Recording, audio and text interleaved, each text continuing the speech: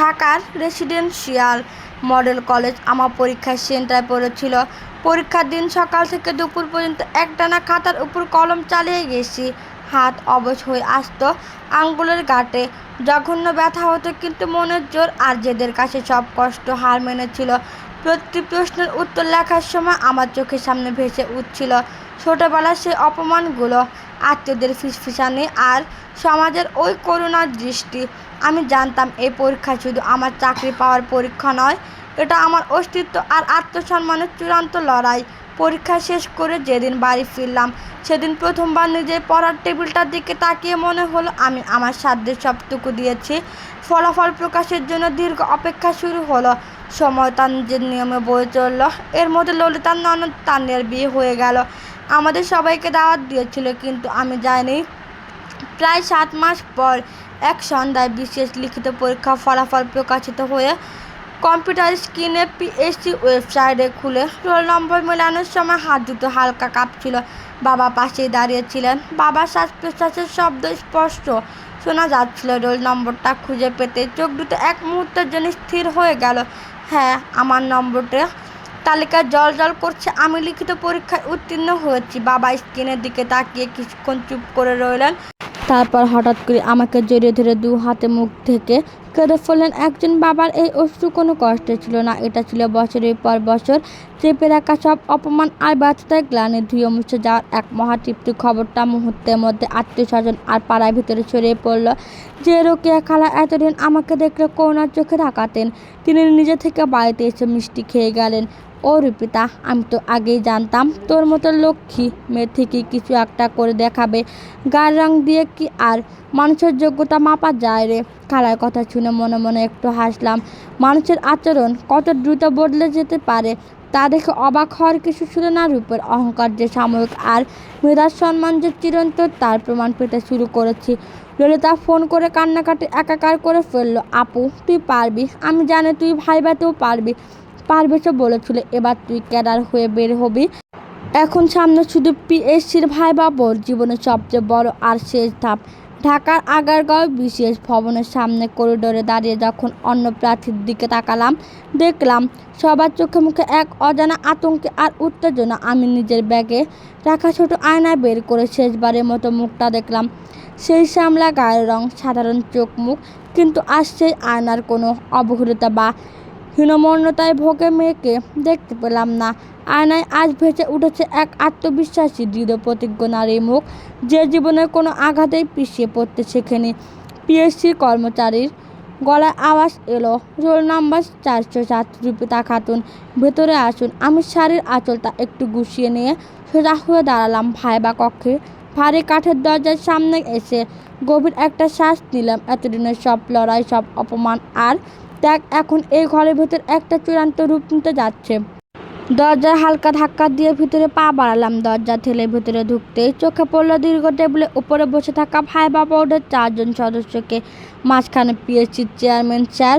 ঘরের ভিতরে পরিবেশ বেশ শান্ত আর মার্জিত। আমি অনুচ্চ সুরে অনুমতি নিয়ে সালাম জানালাম। চেয়ারম্যান স্যার টেবিলের ফাইল থেকে চোখ তুলে আমার দিকে তাকিয়ে খুব নরম গলায় বসতে বললেন। ধন্যবাদ স্যার, বলে চেয়ার টেনে বসলাম। পিঠ সোজা, দৃষ্টি একদম স্থির আর স্বাভাবিক। টেবিলের ডান পাশে বসা একজন সদস্য আমার অনার্সের রেজাল্ট আর লিখিত পরীক্ষার নম্বরপত্র উল্টে পাল্টে দেখলেন।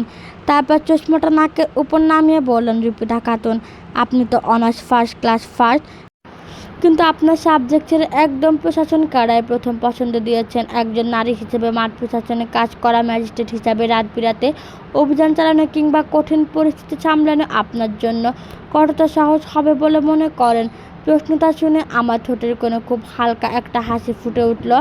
আমি একটু ইতস্ত না করে স্পষ্ট গলায় বললাম, স্যার, কোনো দায়িত্ব নারী বা পুরুষের বিচার সহজ বা কঠিন হয় না, কঠিন হয় মন মানসিকতার কারণে। যে সমাজে একজন নারীকে ছোটবেলা থেকেই প্রতিকূলতার সাথে লড়াই করে টিকে থাকতে শেখায়, সেই সমাজে একজন নারী হিসেবে মাঠ প্রশাসনের চ্যালেঞ্জ সামলানো আমার জন্য কঠিন কিছু নয়। যোগ্যতা আর ইচ্ছাশক্তি থাকলে পদের মর্যাদা রক্ষা করা সম্ভব। লিঙ্গ যেখানে কোনো বাধা নয়। আমার উত্তর শুনে বোর্ডের চেয়ারম্যান স্যার একটু সোজা হয়ে বসলেন।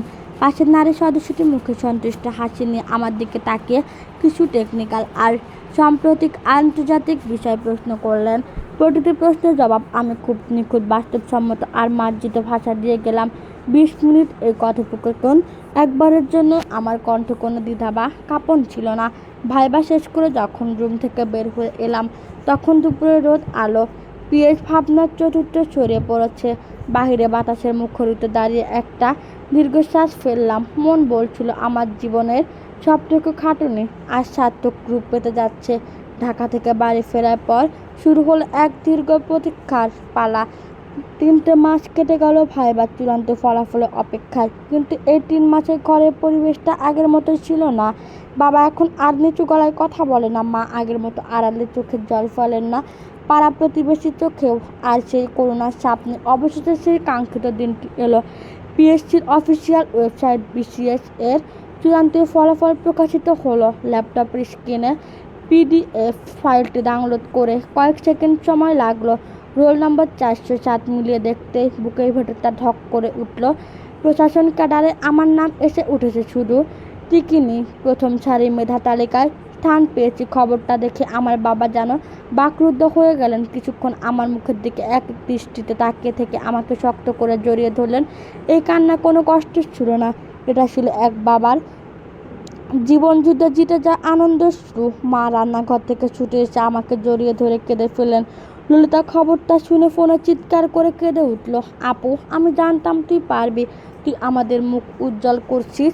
কয়েক মাস কঠোর ট্রেনিং শেষ করার পর আমার প্রথম পোস্টিং হলো একটি জেলা প্রশাসকের কার্যালয়ে সরকারি কমিশনার ও নির্বাহী ম্যাজিস্ট্রেট হিসাবে। সরকারি গাড়ি, অফিস আর দায়িত্বের ভার সবকিছু আমার জীবনে এক নতুন অধ্যায়ের সূচনা করলো। পোস্টিং পাওয়ার কিছুদিন পরের কথা। সরকারি এক বিশেষ তদারকি আর পরিদর্শন কাজে আমাকে জেলা একটি উপজেলা অফিসে যেতে হলো। সাদা রঙের সরকারি গাড়িটি যখন উপজেলা পরিষদ প্রাঙ্গণে গিয়ে থামল তখন ড্রাইভার দ্রুত নেমে পিছনের দরজা খুলে দিল। আমি নীল রঙের সুতি শাড়ি পরিহিত অবস্থায় গাম্ভীর্য বজায় রেখে গাড়ি থেকে নামলাম। সাথে সাথে অফিসের কর্মচারীরা সারিবদ্ধভাবে দাঁড়িয়ে সালাম জানালো। উপজেলা নির্বাহী অফিসার ইউএনও স্যার আমাকে স্বাগতম জানাতে সামনে এগিয়ে এলেন। আমরা যখন বিভিন্ন কক্ষ পরিদর্শন করে একটি সুনির্দিষ্ট দপ্তরে ফাইলগুলো পরীক্ষা করতে ঢুকলাম তখন হঠাৎ একটা দৃশ্য আমার পা দুটো এক মুহূর্তের জন্য থেমে গেল। ঘরের এক কোণে ফাইল হাতে দাঁড়িয়ে আছেন একজন তরুণ অফিসার, যিনি এই দপ্তরে একজন উপসহকারী কর্মকর্তা। আর তার ঠিক পাশে একটা কাঠের চেয়ারে বসে আছেন তানিয়া। বিয়ের পর জামাই কর্মস্থলে এসে হয়তো কোনো কাজও ও এখানে এসেছে। তানিয়ার ভারী গয়না আর জমকালো পোশাক, তবে আগে সেই অহংকার চেহারাটা আজ অনেকটাই ঢাকা পড়ে গেছে সংসারের স্বাভাবিক ক্লান্তিতে। হঠাৎ করে ইউএনও স্যার আমার দিকে নির্দেশ করে উচ্চস্বরে বললেন, সবাই অ্যাটেনশন, উনি আমাদের নতুন executive magistrate Suprita Khatun madam. ফাইলপত্রের যাবতীয় আপডেট ম্যাডামকে বুঝিয়ে দিন। ম্যাডাম শব্দটা শুনতে তানিয়ার জামা হাতে ফাইলটা টেবিলের উপর রেখে চমকে উঠলে সে সঙ্গে সঙ্গে অত্যন্ত তড়িঘড়ি করে সোজা হয়ে দাঁড়িয়ে পড়ল এবং গভীর সম্মানের সাথে মাথা নিচু করে বলল, শুভ সকাল ম্যাডাম। আসুন ম্যাডাম, বসুন, ফাইলগুলো সব রেডি আছে, আপনি শুধু একবার চোখ পুড়িয়ে দিন ম্যাডাম। তানিয়ার জামা এই ম্যাডাম ম্যাডাম ডাক আর অতিমাত্রার সম্মান প্রদর্শন দেখেও তানিয়া যেন বিদ্যুৎ স্পর্শের মতো চেয়ার ছেড়ে দাঁড়িয়ে পড়ল। সে মুখ তুলে আমার দিকে তাকালো।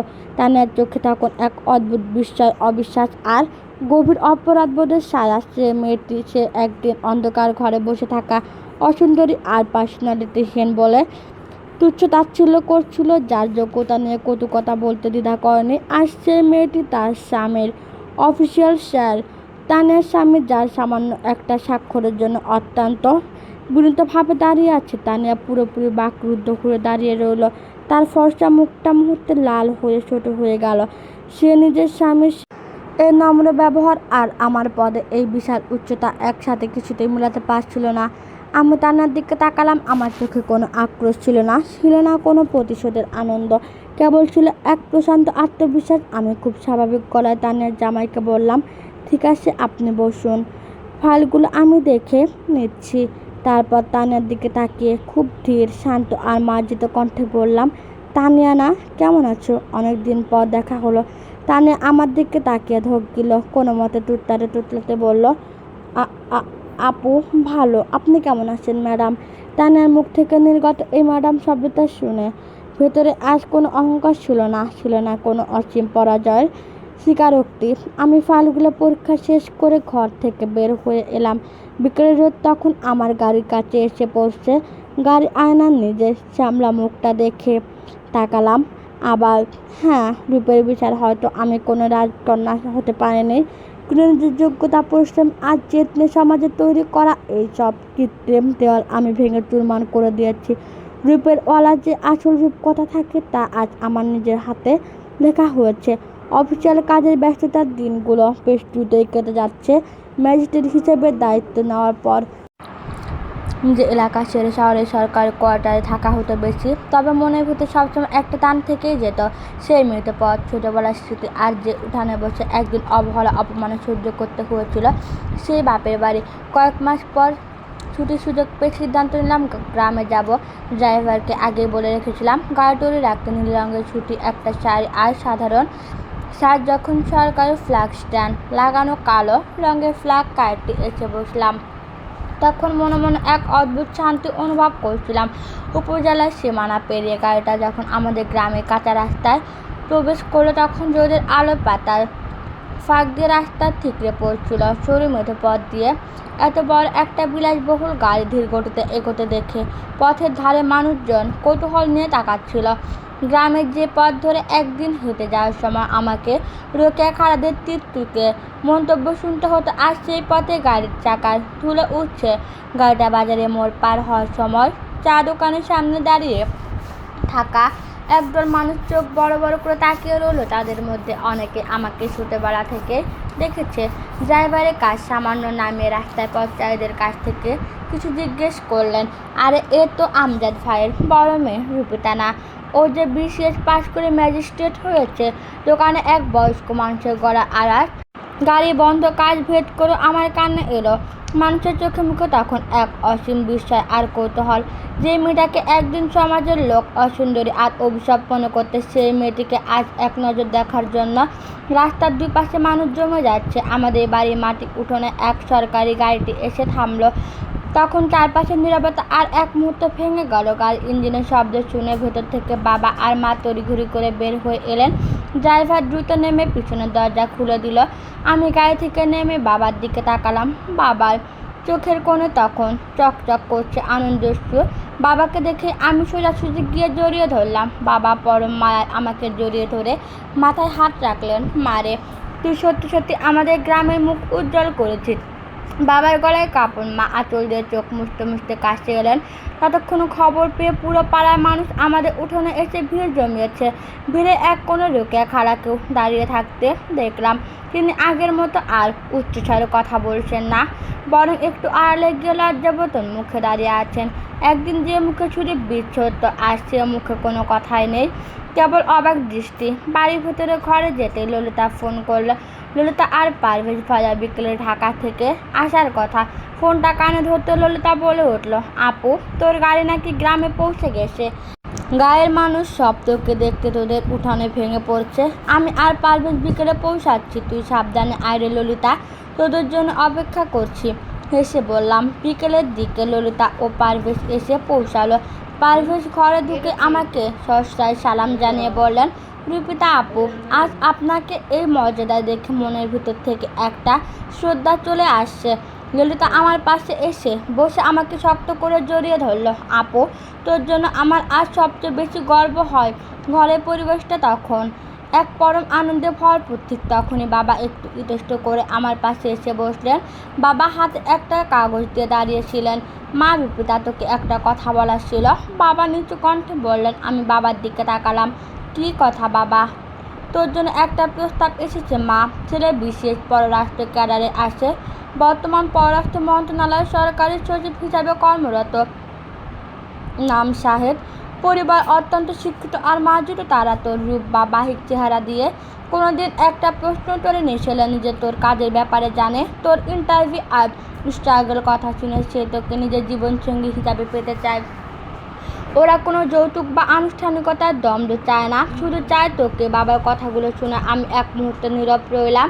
ছোটোবেলার ললিতার বিয়ের সময় বাবার মুখে যে অসহায়ত্ব দেখেছিলাম, আর সেখানে এক পরম তৃপ্তি আর আত্মবিশ্বাস। আমি মায়ের দিকে তাকালাম। মাও আশ্বাসের হাসি হাসলেন। ললিতার পাশে থেকে আমার হাত চেপে ধরে ফিসফিস করে বলল, হ্যাঁ বল আপু, শাহেদ ভাইয়া সত্যি খুব ভালো মানুষ। পারভেজও ওনাকে চেনেন। আমি বাবার চোখের দিকে তাকিয়ে শান্ত গলায় বললাম, তোমার পছন্দই আমার পছন্দ বাবা, তুমি যা ভালো মনে করো। বাবার মুখটা এক অদ্ভুত আলোয় উজ্জ্বল হয়ে উঠল। মাস চারেক পর খুব সাদামাটা মার্জিত আয়োজন আমাদের বিয়ে সম্পন্ন হলো। কোনো অহেতুক দম্ভ নয়, কোনো বাহির চাকচিক্য নয়, কেবল দুটি শিক্ষিত রুচিশীল মনের মিলন হলো। বিয়ের দিন সাজগোজের পর আয়নার সামনে দাঁড়িয়ে নিজেকে দেখলাম। সেই শ্যামলা গায়ের রং, কিন্তু চোখের কোণে আজ আর কোনো হীনমন্যতার ছায়া নেই। আয়নায় ভেসে উঠেছে এক সফল আত্মবিশ্বাসী নারীর প্রতিচ্ছবি, যে তার যোগ্যতা দিয়ে নিজের ভাগ্য নিজেই লিখেছে। শাহেদ আমার পাশে এসে দাঁড়িয়ে হাসি মুখে বলল, রূপিতা, বাহিক রূপ হয়তো চোখের তৃপ্তি দেয়, কিন্তু ব্যক্তিত্ব আর মেধা মনকে জয় করে। আমি একজন পূর্ণাঙ্গ মানুষকে আমার জীবনসঙ্গী হিসাবে পেয়েছি। বিয়ে পরদিন সকালে শ্বশুরবাড়িতে যখন নতুন বধূ হিসাবে পা রাখলাম, সবাই তখন আমাকে এক অনন্ত শ্রদ্ধার সাথে বরণ করে নিল। গ্রামের যেসব আত্মীয় একজন ললিতার বিয়ের সময় আমাকে নিয়ে কানাঘুষা করছিল, তারা আজ লাইনে দাঁড়িয়ে আমার সাথে একটা কথা বলার জন্য অপেক্ষা করছে। কিন্তু আমার মনে কারোর প্রতি কোনো ক্ষোভ বা বিদ্বেষ নেই, কারণ আমি বুঝে গেছি নিন্দা আর অপমানকে ক্ষোভের রূপ না দিয়ে যদি শক্তিতে পরিণত করা হয়, তবে জীবনের গল্পটা নতুন করে লেখা সম্ভব। রূপে মার্জল আবদ্ধ এই সমাজে যোগ্যতা দিয়ে নিজের রাজত্ব কায়েম করতে হয়। গায়ের রং উপরেও যে এক স্বনির্ভর রূপকথা তৈরি করা যায়, তা আর চিরকালের জন্য সত্য প্রমাণিত হলো। গল্পের নাম রূপের ওপারে রূপকথা সমাপ্ত। ধন্যবাদ বন্ধুরা এতক্ষণ আমার গল্পটি শোনার জন্য। গল্পটি ভালো লেগে থাকলে আমার চ্যানেলটি সাবস্ক্রাইব করে রাখবেন। ধন্যবাদ। আল্লাহ হাফেজ। ভালো থাকবেন।